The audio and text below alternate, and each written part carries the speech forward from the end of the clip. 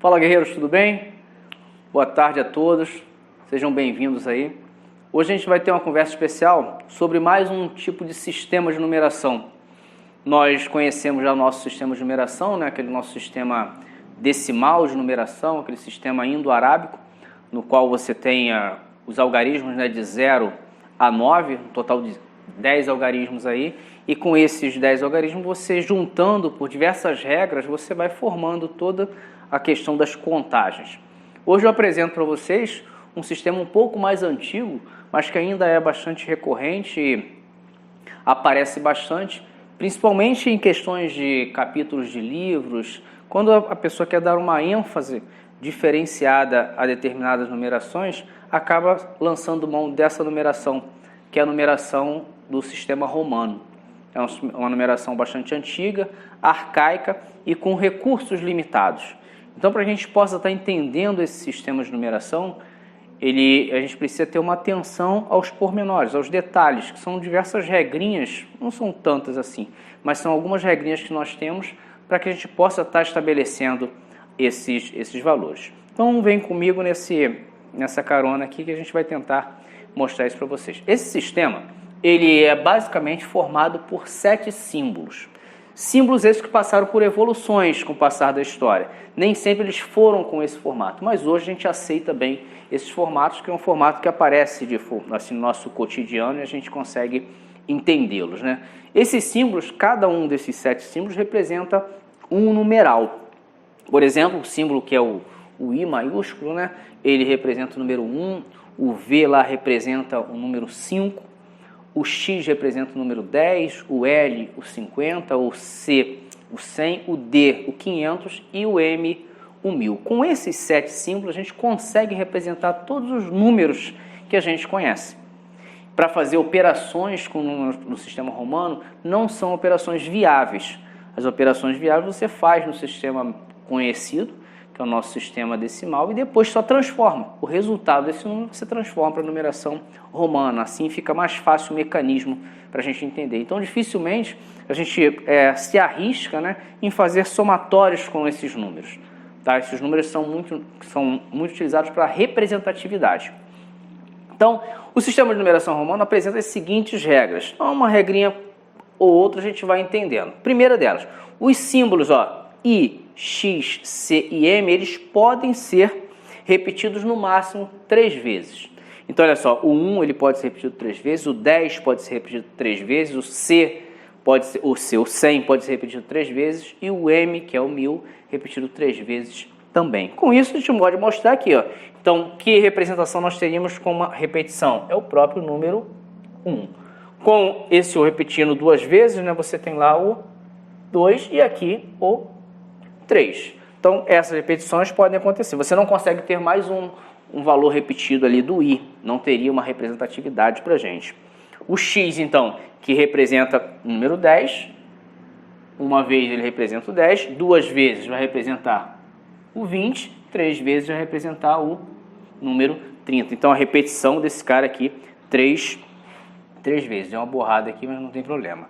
Depois, eu tenho aqui o exemplo do 100, né, que é o C. Pode ser repetido 3 vezes também. Então, uma vez ele representa o próprio 100, que a gente já viu lá no quadro anterior. 2 vezes você vai ter o 200. 3 vezes você vai ter o 300 ali. E o outro valor símbolo que pode ser apresentado 3 vezes, a repetição dele, é o símbolo que representa o número 1000, né? O M. Uma vez você tem 1000, 2 vezes 2000, 3 vezes 3000.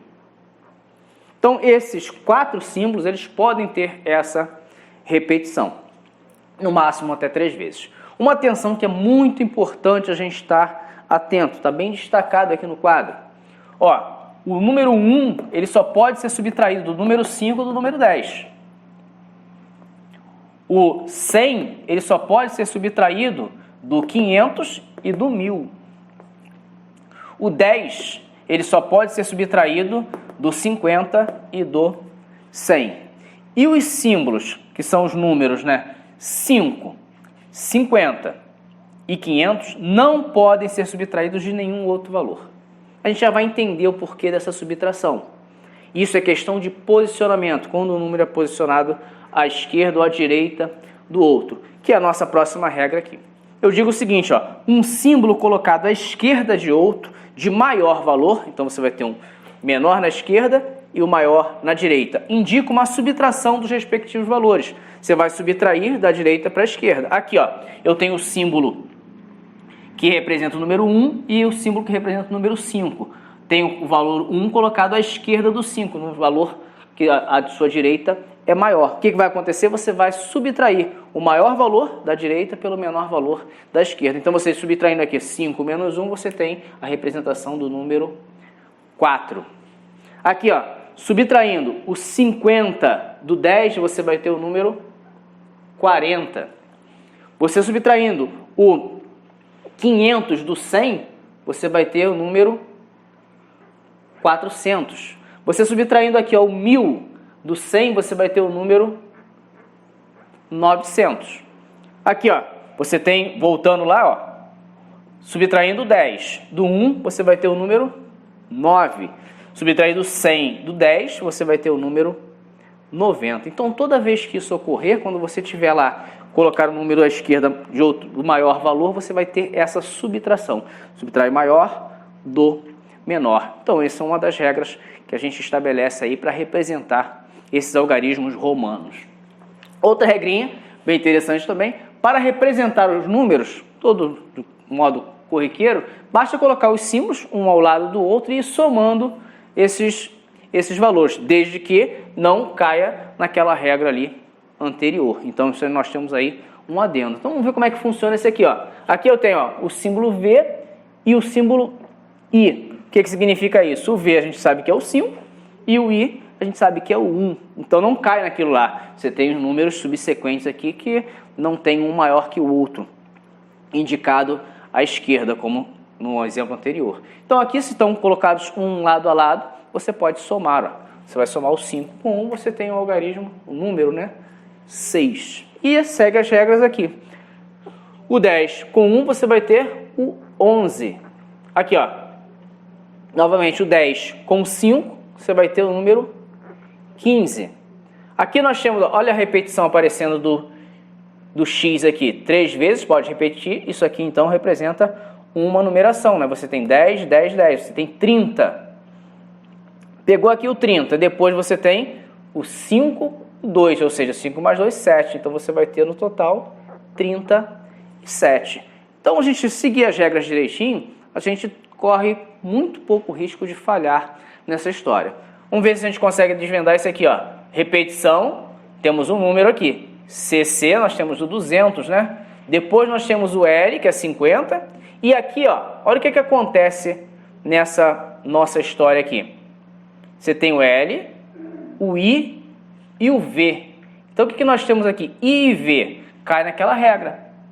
I e V, inclusive, ele está aqui, ó. I e V a gente tem o 4. Então, tomem cuidado quando isso acontecer. Se você colocar os valores um lado a lado com o outro, aparecer de ter aquele valor maior da direita e o menor da esquerda, tem que fazer a subtração. Então, nós teremos aqui, ó, a representação do 200, a representação do 50 e a representação do 4. Juntando todo mundo, 254. Então, tendo essa atenção, não vamos ocorrer na falha. Aqui, ó, nós temos quem aqui? C e M. O que acontece com C e M? O M representa o 1000 e o C representa o 100. Então, aqui a gente vai ter a subtração. Então, nós temos aqui 900 representado. Depois do 900, o que acontece aqui? Ó?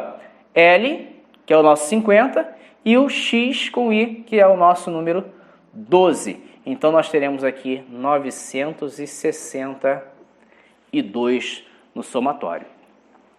Nesse outro caso aqui, ó, olha a representação do 1000, está sozinho, não tem que subtrair ninguém. E depois do 1000, o que nós temos aqui? O D e CCC 300. Então, o que vai acontecer nessa história aqui? Depois, XX e o 3. Dá para somar todo mundo. Nós teremos aqui 1500, certo? Que é o D, sozinho. 300 aqui. E depois eu tenho 23. Então, 1500 mais 300, 1800. Com 23, 1823. e 3. Então, se estiver atento aos detalhes, a gente não corre o risco de cair no erro. Próxima amostragem nossa aqui. Um símbolo com traço acima dele representa milhares. Então, pegou qualquer um dos símbolos, colocou um tracinho em cima, um travessãozinho em cima, você vai multiplicar aquilo ali por 1000, né? Se tiver 2 traços, você vai multiplicar pelo milhão e assim por diante. Então, com essa subsequência de informação aqui, você vai ter como multiplicar, né? Fazer fatores multiplicativos desses valores. Olha só nossos exemplos. Símbolo V com o tracinho em cima. O símbolo V a gente conhece, sabe que é o número 5. Se você tem o tracinho em cima, você está representando o milhar. Então, é 5 vezes 1000, você tem 5.000 aqui. Então, bem simples de fazer isso. Aqui, esse número está com o tracinho em cima. Que número é esse? O V com eu. 5 com 1, você tem 6. Então, é 6 vezes 1000, por causa do tracinho, você tem 6.000. E vamos ver que número é esse aqui. O que nós temos aqui? 500, 100 e 100, ou seja, 500 com 200, com 20. Então, aqui eu tenho 720, 6.720. Então, 6.720. O próximo, 2 tracinhos. Agora você vai multiplicar pelo milhão, né? Então, XX, a gente sabe que a repetição lá, conhecemos, é o 20. Então, você tem 20 vezes o milhão, 20 milhões. Então, tá lá, 20 milhões. Aqui, tem uma representatividade de milhões aqui, nesse valor. Vamos ver que número é esse, XLV. Então, o X representa o nosso 10, o L, 50, né? Então, o que a gente tem aqui? Um número à sua direita maior do que o da esquerda, tem uma subtração. Significa que 50 menos 10, nós temos 40, com 5, 45. 45 milhões e 7. Então, 45 milhões e 7. Representado ali para a gente também. Uma das coisas que a gente precisa ter atenção, não sei se vocês viram, para você fazer os fatores multiplicativos de milhão, milhões, basta você acrescentar esse símbolo de travessão. O que significa isso? Significa que nesse tipo de numeração, no sistema de numeração romano, você não tem um símbolo que represente o zero. Então, eu coloquei como observação final aqui, não há símbolo para representar o zero nesse sistema. Então, o recurso que se utilizou para que pudesse fazer esse tipo de situação era do tracinho ali em cima. E esse traço ele não representa o zero. Ele representa um fator multiplicativo por 1000 ou por milhão. Tá ok? Então, espero que a gente tenha conseguido desvendar alguns mistérios. Lembrando que para entender esse sistema de numeração romano, basta a gente ter um carinho com a leitura, observar os pormenores, que a gente consegue ter uma fluidez tranquila.